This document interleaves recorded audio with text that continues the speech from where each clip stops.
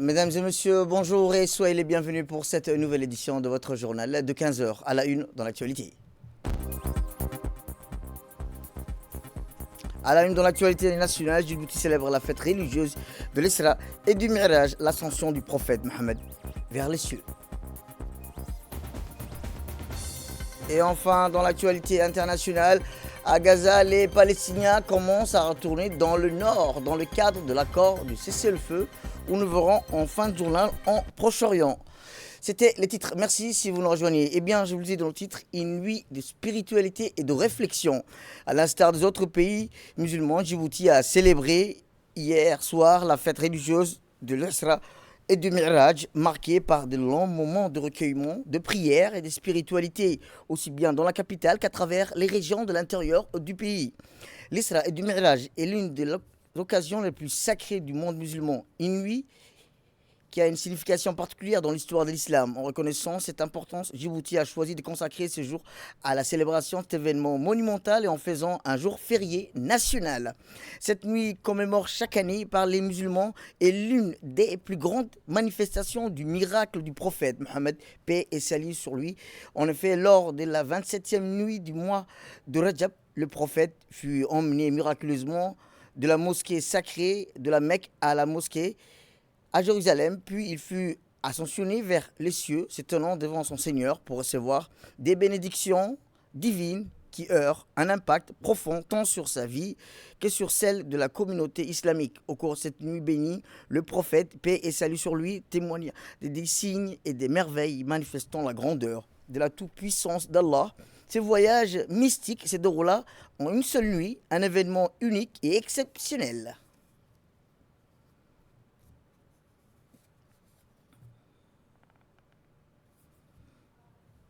Éducation, cette fois-ci sous l'égide sur le ministre de l'Éducation nationale, de la formation professionnelle, M. Mustafa Mohamed Mahmoud, et l'ambassadeur de Turquie à Djibouti, a eu lieu aujourd'hui la célébration de la journée internationale de la langue turque. L'événement s'est tenu au centre CFN Omar Guilé Ahmed, en présence du secrétaire général du MELFOB, Mohamed Abdallah Mayoub, du directeur général de la fondation École Marif à Djibouti, de la directrice générale Nema Hassan, des formateurs ainsi que des bénéficiaires. La cérémonie a débuté par l'hymne national des deux pays, Djibouti et la Turquie, symbolise l'amitié et la coopération entre les nations, suivie par une vidéo chronométrée présentant les cultures de la Turquie et du Djibouti. La directrice générale du CFN a chaleureusement remercié tous les participants présents. Elle a souligné l'importance de cette journée qui marque la clôture de la première session de formation en langue turque destinée aux lycéens. Le directeur général de la fondation École Marif à Djibouti a ensuite pris la parole. Il a souligné l'importance de l'apprentissage de la langue turque pour les jeunes en exprimant son souhait de poursuivre les initiatives d'enseignement de cette langue. L'ambassadeur de Turquie à Djibouti a également pris la parole, renforçant les liens culturels et éducatifs entre les deux pays. Puis le ministre de l'Éducation nationale, de la formation professionnelle a salué cette initiative éducative ouverte sur les cultures, les dialogues entre les cultures. Cette richesse, a-t-il dit, loin d'être un simple héritage, est une force, un atout pour bâtir une nation capable de dialoguer avec le monde et de s'intégrer dans une économie mondiale. Du programme des cours de la langue turque, la continuité d'une initiative importante dans le cadre de la coopération entre le MENFOP et la fondation de Marif de Turquie. Je tiens tout d'abord à exprimer ma gratitude au CFN et la fondation Marif pour avoir mis en place ce programme. Grâce à leur soutien, nos jeunes auront l'opportunité d'apprendre la langue turque, qui est non seulement un atout pour leurs études en Turquie, Inch'Allah, mais aussi un véritable pont culturel entre nos deux pays. Je remercie également M. le ministre de l'Éducation nationale pour sa vision et son soutien, ainsi que la directrice du centre CFN pour avoir accueilli ce programme dans les locaux. Eh bien, le ministre de l'Éducation nationale a également salué les efforts de l'ambassade turque et la fondation Marif qui œuvrent sans relâche pour promouvoir la langue et la culture turque à Djibouti. La responsabilité en tant que système éducatif de donner à nos jeunes les outils pour réussir dans un monde en pleine mutation. Cela passe par l'enseignement donc, des langues étrangères, car elles ouvrent des portes vers de nouveaux savoirs et de nouvelles opportunités. Je tiens ici donc à saluer les efforts de l'ambassade turque et donc de la fondation Marif qui œuvrent sans relâche pour promouvoir la langue et la culture turque à Djibouti. La promotion de la langue turque s'inscrit donc dans une stratégie plus large de valorisation du multilinguisme à Djibouti, l'anglais, le français, l'arabe, le chinois, le russe, et donc aujourd'hui également le turc, ne sont pas en compétition, mais se complètent. Notre ambition est de former des citoyens du monde. Donc ça veut dire qu'ils doivent bien sûr communiquer facilement avec tout ce peuple. Donc capables de communiquer dans plusieurs langues et s'affirmer comme des acteurs dynamiques sur la scène nationale et internationale. Mesdames et messieurs, la promotion donc des langues étrangères, et notamment la langue turque, est bien plus qu'un projet éducatif. C'est un projet de société, un projet pour l'avenir. En apprenant à parler la langue de l'autre, nous apprenons à le comprendre, à le respecter et à bâtir ensemble un avenir commun. Je remercie donc nos partenaires, nos enseignants et tous ceux qui ont contribué à cette noble mission. Ensemble, faisons donc de Djibouti une nation multilingue et multiculturelle, ouverte sur le monde et tournée vers l'avenir.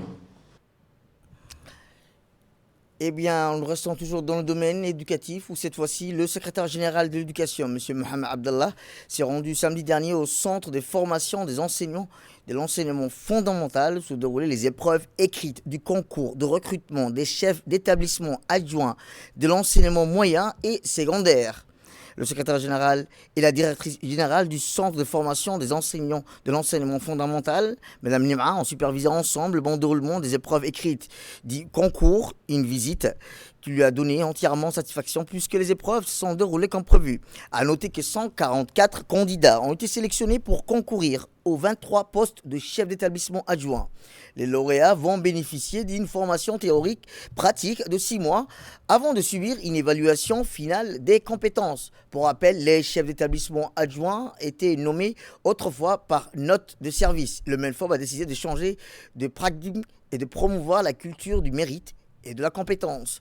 Aussi, un concours de recrutement des chefs d'établissement adjoints de l'enseignement moyen et secondaire a été mis en place. Ce concours a été ouvert sous certaines conditions et critères qui visent la quête de la qualité dans l'enseignement et apprentissage. Ainsi, chaque candidat a présenté un dossier de candidature complète avec lettre de motivation, un état de service délivré par la direction des ressources humaines, une appréciation du chef d'établissement et un avis disciplinaire.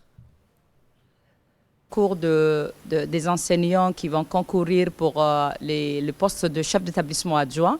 Ils sont au nombre de 144. Ils sont en train de composer ce matin l'épreuve écrite qui va être ensuite suivie par l'épreuve orale. L'objectif de ce concours, c'est à ce qu'il y ait les chefs d'établissement adjoints et c'est des enseignants du moyen secondaire, des établissements moyens secondaires de toute la République, de Djibouti-Ville jusqu'aux régions. Et c'est toutes disciplines confondues, des enseignants de collège, du lycée. On aura une vingtaine d'enseignants qui vont être formés par la suite pendant 3 mois, du mois de février jusqu'au mois d'avril. Ceux qui sortiront de ce concours pourront accéder à leur poste d'adjoint pour la rentrée prochaine. Autre actualité dans ce 15h, c'est aussi dans une déclaration exclusive à la télévision nationale. L'ambassadeur de la Palestine à Djibouti, Dr Ouaed Abou Hamcha, a souligné la nécessité de poursuivre la trêve à Gaza afin de mettre fin aux souffrances du peuple palestinien qui durent depuis plus d'1 an. Il a appelé la communauté internationale à soutenir l'arrêt des hostilités, à mettre un terme à la guerre contre le peuple palestinien dans son ensemble. Il a également insisté sur l'importance de la mise en œuvre complète de la résolution 2735 pour permettre le lancement immédiat des opérations humanitaires et la reconstruction des destructions causées par l'agression israélienne sur la bande de Gaza qui a provoqué des dégâts considérables dans le but de rendre Gaza une zone invivable en ce qui concerne les perspectives futures de la cause palestinienne. Le diplomate palestinien a exprimé son espoir de mettre fin à la guerre et d'extermination menée par l'État d'occupation israélien contre le peuple palestinien, soulignant que la solution réside dans l'examen des racines des problèmes qui durent depuis plus de 76 ans. Dans ce contexte, l'ambassadeur Rouaid Abu Hamcha a exprimé également son souhait que la nouvelle administration américaine se positionne en faveur du droit international, des résolutions légales internationales, qu'il n'y a pas de projet visant à liquider la cause palestinienne. Il a ajouté que la communauté internationale doit donc concentrer tous ses efforts pour résoudre la cause palestinienne, ce qui passe par l'octroi au peuple palestinien ses droits légitimes dans leur intégralité, dans la création d'un État palestinien avec pour capitale Jérusalem-Est. Dans un autre contexte, l'ambassadeur de la Palestine en République de Djibouti a salué la position ferme, inébranlable de la République de Djibouti en faveur de la cause palestinienne. Il a exprimé ses sincères remerciements à la haute direction politique représentée par le président de la République, son Excellence Ismaël Omar Guelleh, ainsi qu'à l'ensemble du peuple djiboutien pour leur soutien indéfectible qui consolide les efforts du peuple palestinien dans sa quête de justice. L'ambassadeur a rappelé l'engagement constant de Djibouti à défendre la cause palestinienne sur les scènes internationales et régionales. Le diplomate palestinien a souligné le soutien appuyé de Djibouti aux droits légitimes du peuple palestinien à l'autodétermination, notamment par la création de son propre État indépendant. Cette position, selon lui, consiste à un principe fondamental qui guide la politique étrangère djiboutienne. Il a ajouté, dès les premières heures de l'agression israélienne contre la bande de Gaza, Djibouti a fait preuve d'une clarté de position exemplaire. En effet, le pays a été l'une des 5 nations à saisir la Cour pénale internationale demandant une enquête sur les événements en Palestine. Cette initiative a conduit à l'émission d'un mandat d'arrêt contre le Premier ministre israélien Benjamin Netanyahu et le ministre de la Défense Yoav Gallant. En conclusion de sa déclaration, l'ambassadeur a exprimé encore sa reconnaissance sincère au nom du peuple, des autorités palestiniennes, ainsi qu'à son nom personnel, à son Excellence le Président de la République, son Excellence Ismaël Omar Guelleh, au gouvernement djiboutien et au peuple djiboutien pour leur soutien constant et authentique à la noble cause palestinienne. Et direction le Proche-Orient où les Gazaouis, comme je vous le disais, regagnent leurs habitations à pied en empruntant la route côtière Al-Rachid. Des milliers de Palestiniens ont commencé à regagner le nord de la bande de Gaza aujourd'hui dans le cadre du cessez-le-feu qui est entré en vigueur le 19 janvier dernier. Selon des témoins sur place, dès 7 heures, heure locale, des milliers de personnes ont emprunté à pied la route côtière Al-Rachid en direction du nord de Gaza. Des activistes palestiniens sur les réseaux sociaux ont partagé des vidéos montrant des habitants chantant et célébrant leur retour. Les déplacements vers le nord de Gaza étaient autorisés à pied, mais pas en véhicule, par la route côtière à partir de 7 heures. L'offensive militaire lancée par Israël depuis le 7 octobre dans la bande de Gaza a assiégé et a fait au moins 47 000 morts, en majorité des civils, selon les données du ministère de la Santé palestinien. Nous restons toujours au Proche-Orient où la présidence palestinienne a fermement rejeté hier la proposition du président américain Donald Trump de déplacer les Palestiniens de la bande de Gaza, qualifiant cette idée de violation flagrante des lignes rouges. Selon l'agence de presse palestinienne Wafa, la présidence a souligné que le peuple palestinien n'abandonnera jamais ces terres ou ces lieux saints et ne permettront pas la répétition des catastrophes, ont-ils déclaré, et décrivant Gaza comme un site de démolition. Ainsi, une proposition qui intervient une semaine après l'entrée en vigueur, le 19 janvier, d'un accord de cessez-le-feu dans la bande de Gaza, suspendant la guerre génocidaire qu'Israël mène depuis le 7 octobre et qui a tué plus de 47 300 personnes palestiniennes, dont une majorité des femmes et des enfants, et a blessé plus de 111 000. Les attaques israéliennes ont fait plus de 11 000 disparus, causés par des destructions massives et provoqué l'une des pires catastrophes humanitaires au monde. Retour en Afrique, direction d'Irdeba, où les festivités en l'honneur du Her Issa s'est clôturées en apothéose avec un concert digne de ce nom. avec des artistes de renom, dont Awale Adam Dehiye, qui a dérogé sa décision d'arrêter de chanter pour la simple et une raison, c'est l'exception faite à ce moment historique, la reconnaissance du Her Issa comme patrimoine culturel immatériel de l'humanité. Les groupes et danseurs folkloriques ne sont pas en reste. Je vous laisse suivre la prestation des artistes.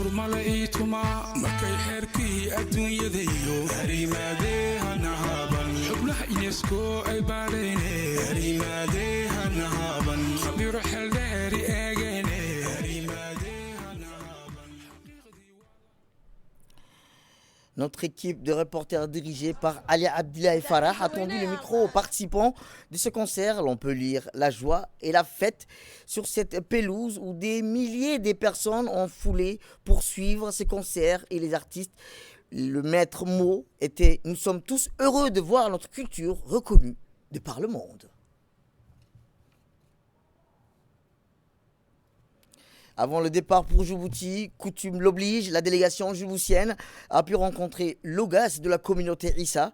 La rencontre avec le roi des Issa s'est déroulée à la résidence. Les femmes issues de la délégation djiboutienne venues participer aux festivités ont eu cet honneur.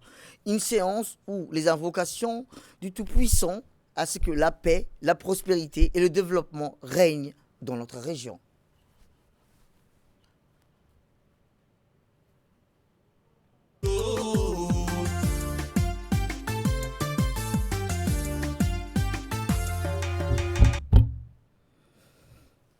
Direction le nord du pays où la ville de Bok a accueilli ce matin la délégation du ministère des Affaires sociales et des Solidarités conduite par Mme Houloufa Ismaël Abdo. Plusieurs activités au programme de cette journée qui s'inscrit dans la continuité de la Semaine nationale des solidarités.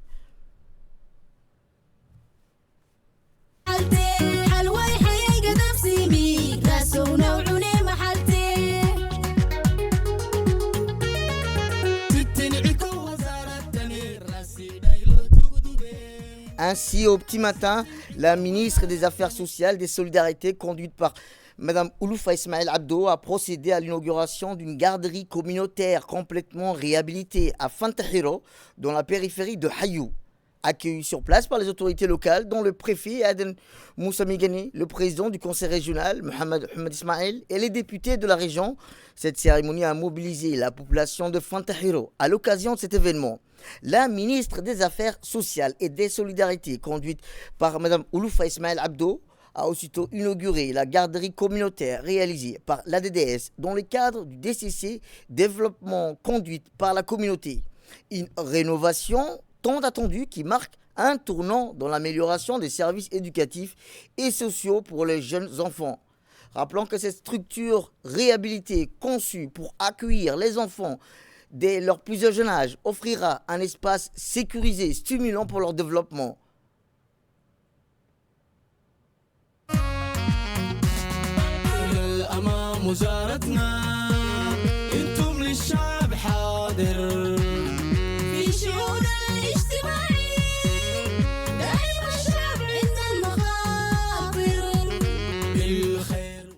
كل ساكنتي تجرانمي نت.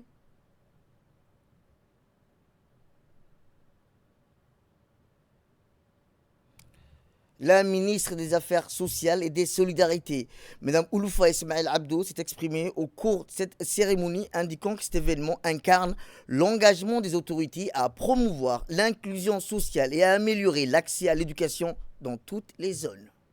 Nous avons entamé la dernière étape de la caravane de solidarité. Nous sommes à Obok, donc nous avons commencé hier par Adgueno directement. Aujourd'hui nous sommes sur Obokville, beaucoup d'activités sont prévues. Nous sommes sur le site de la réhabilitation de la garderie de Fantahero, un des quartiers les plus peuplés d'Obokville. Beaucoup d'enfants fréquenteront Inch'Allah cette garderie. Nous allons également procéder à l'agrandissement et l'équipement de cette garderie, Inch'Allah. À Fantahero même, le ministère des Affaires sociales, à travers son agence d'exécution, a prévu également des échoppes que nous sommes en train encore de faire. Et bientôt, Inch'Allah, on va les inaugurer. Et nous procéderons par la suite, à la suite de notre programme sur Obokville, c'est-à-dire l'inauguration du parc et des bâtiments administratifs, mais également du marché central d'Obok. Puis, dans la foulée, la ministre des Affaires sociales et des Solidarités, Mme Ouloufa Ismaël Abdo, s'est rendue dans le secteur appelé communément Cité Plude pour inaugurer une nouvelle galerie marchande. Les autorités locales et la population se sont mobilisées encore une fois pour accueillir la ministre sur le site de l'inauguration.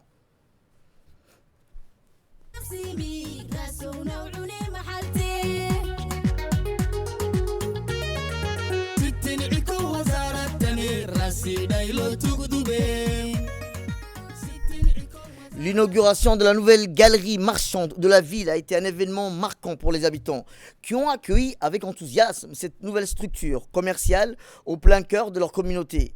Rappelons que ce projet est mûrement réfléchi et attendu depuis plusieurs mois a pour objectif de dynamiser l'économie locale en offrant un espace moderne et accessible pour les commerçants, mais aussi pour les consommateurs. Avec ses boutiques variées, la galerie est destinée à devenir rapidement un point de rassemblement incontournable pour les habitants de Hayou. La galerie marchande représente bien plus qu'un simple lieu de commerce.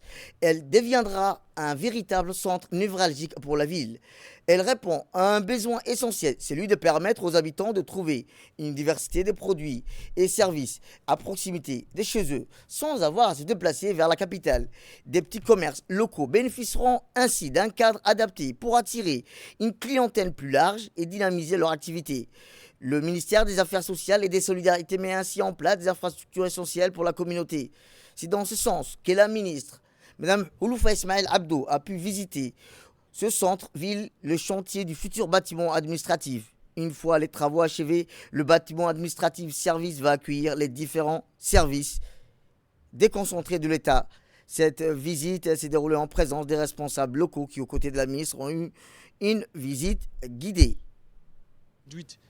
Qui alimente la ville sur 13 km avec l'ONEAD. Et nous avons raccordé 5 forages au lieu de 2.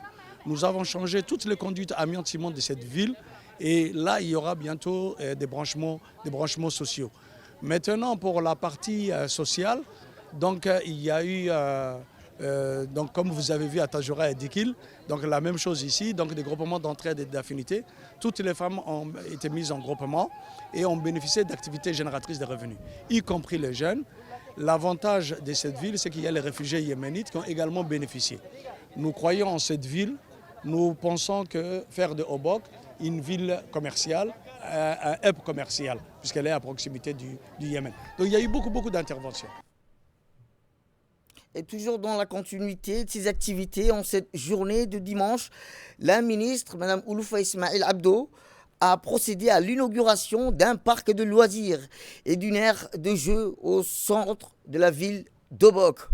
Un parc de loisirs multiservices d'une superficie de 3500 mètres carrés, composé selon d'un restaurant, d'un espace pour les cérémonies de 140 mètres carrés, d'un terrain de pétanque, d'un terrain de handball, d'un kiosque, d'un espace de jeu pour les enfants. Ces projets s'inscrivent dans le cadre du programme de développement régional mis en œuvre par la DDS. Cette structure est un espace plutôt de rencontre et d'échange entre les habitants de la ville et générera également plusieurs emplois pour les jeunes de la ville d'Obok.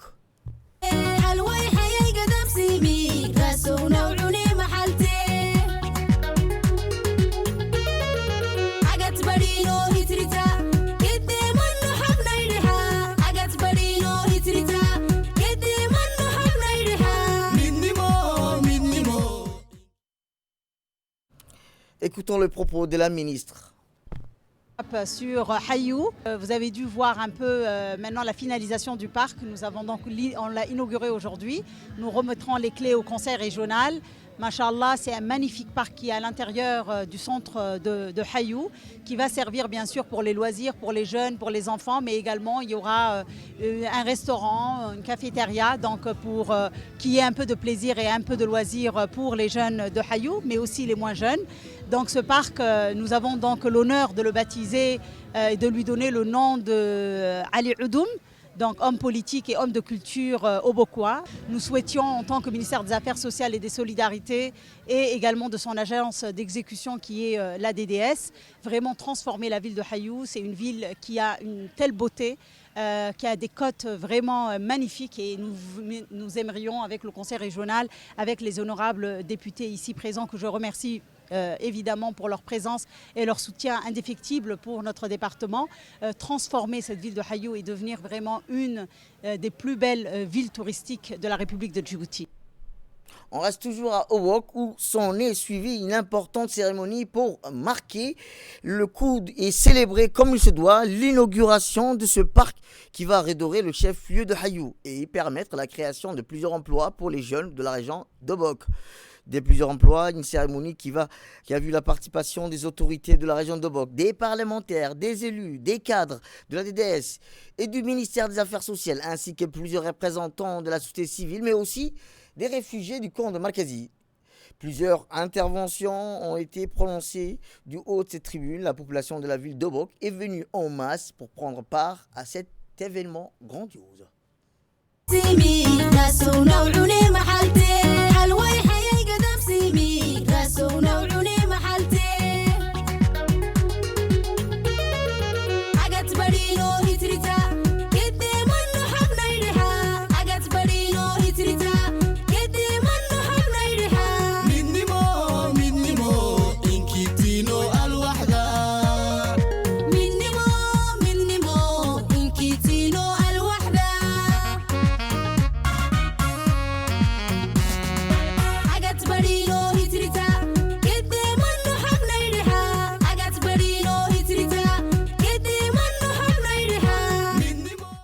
Ces accomplissements montrent une orientation stratégique dans le domaine clé qui reflète une vision globale pour la région d'Obok, dans le but de satisfaire les besoins quotidiens des habitants et d'améliorer de manière durable les conditions de vie des Obokois.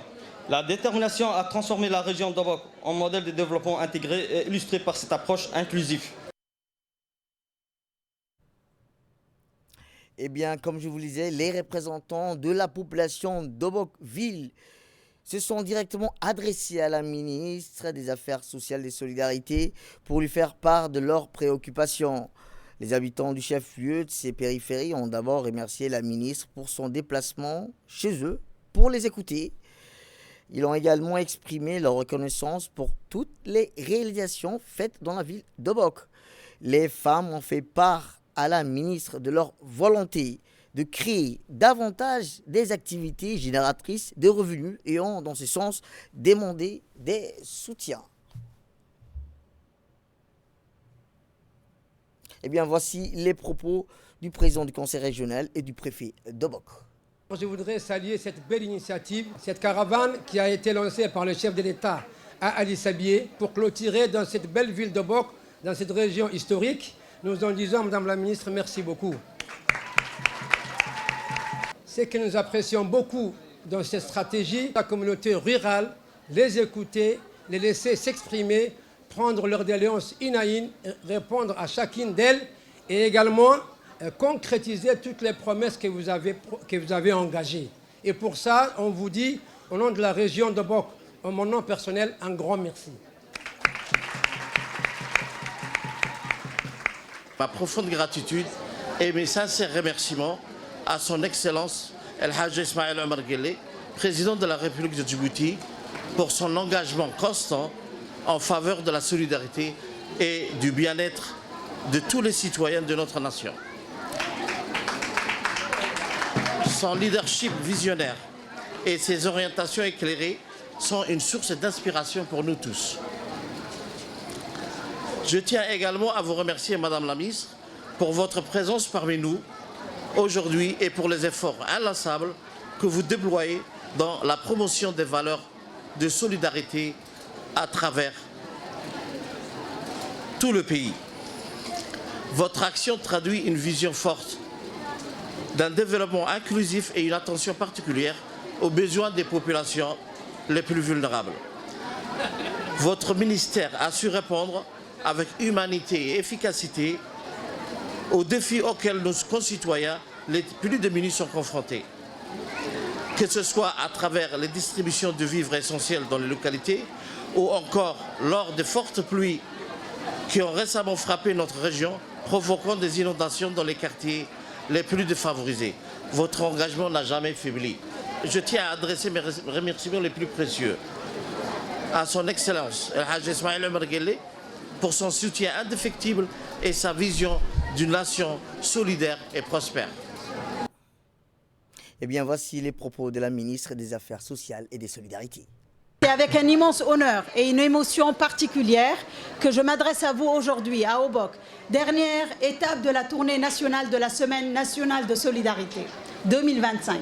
Cette région, riche de son histoire et de son esprit de résilience, est le cadre idéal pour clore une semaine marquée par des moments de solidarité, d'écoute et de mobilisation collective des 5 régions. Le thème de cette édition de cette année 2025, solidarité et développement social, socle de notre cohésion nationale. Cette thématique a été choisie par le président de la République lui-même. Obok incarne l'essence même du développement inclusif et de la solidarité. Les réalisations dans cette région témoignent de l'impact concret des efforts conjoints du gouvernement, des autorités locales et de la population. Dans le domaine de la santé, on a réalisé à travers notre agence d'exécution, qui est la DDS, la réhabilitation et l'extension du centre médical hospitalier d'Obok, incluant une nouvelle urgence, une radiologie équipée et l'agrandissement du pavillon de maternité. Nous avons également réalisé dans le domaine de la santé un programme d'assistance sociale et sanitaire grâce à l'appui de la CNSS, 3 890 bénéficiaires dans la région d'Obok. En matière d'éducation, nous avons réalisé la construction et la réhabilitation des infrastructures éducatives avec 5 nouvelles salles scientifiques et un bloc administratif pour le lycée. Le programme ASRI que vous connaissez, c'est vos étudiants, c'est vos enfants qui étudient à l'université de Djibouti. Aujourd'hui, nous soutenons 112 étudiants de la région d'Obok pour mieux leur permettre de poursuivre leurs études. En matière d'infrastructures de base, on a réalisé ou améliorer des réseaux d'eau avec le raccordement de 5 forages et l'extension de réseaux d'eau potable, l'électrification rurale et installation de 100 lampadaires solaires dans plusieurs localités, renforçant l'accès à l'énergie et la sécurité publique. Dans le domaine du développement économique et l'autonomisation, on a fait des distributions de kits agricoles et réhabilitation des puits pour soutenir l'agriculture locale. Nous avons également formé 450 jeunes sur l'entrepreneuriat avec la création de 90 AGR pour stimuler l'économie locale. Formation et accompagnement de 24 groupes d'entraide et d'affinité, les GEA, qui ont débuté ici à Obok. 360 femmes ont bénéficié de ce programme à Hayou même. Dans le domaine de l'impact communautaire, 40 sous-projets communautaires réalisés dans des domaines essentiels comme l'eau, l'éducation et les infrastructures sociales.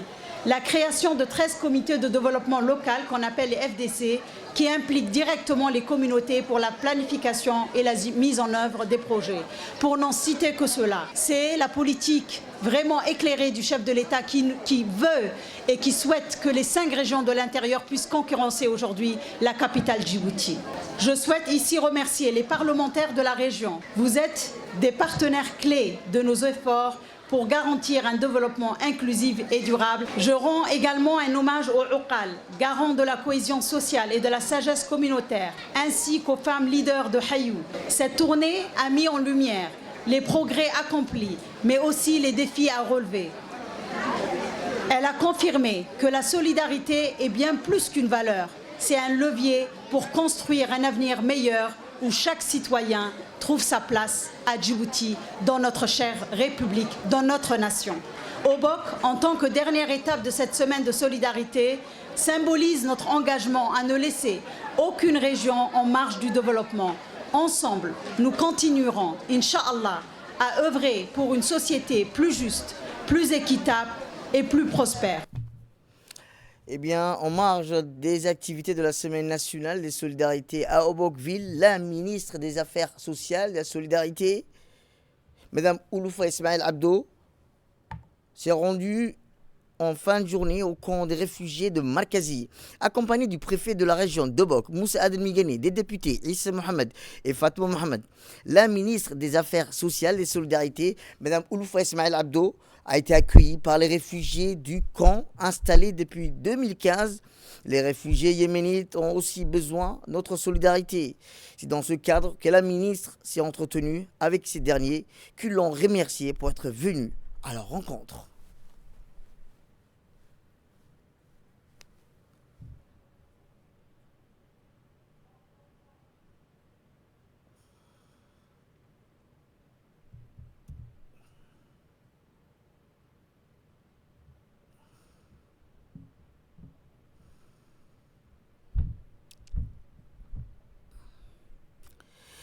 Et enfin, dans l'actualité internationale, le délai pour le retrait des forces israéliennes du sud du Liban a expiré.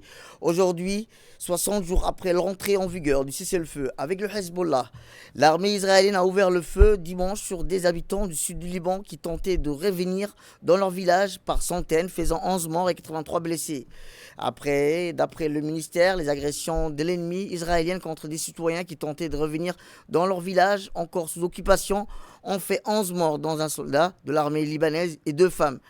Malgré l'expiration du délai pour le retrait des forces israéliennes du sud du pays, Israël a déclaré plus tôt que le retrait pourrait prendre plus de temps que le délai de 60 jours. Vendredi, l'armée israélienne avait violé près de 660 fois le cessez-le-feu entré en vigueur en fin novembre. C'est la fin de cette édition. Merci à vous de nous avoir suivis. Restez avec nous pour la suite de nos programmes télévisés. Le programme continue sur Télé Djibouti. Restez avec nous et bonne fête à tous.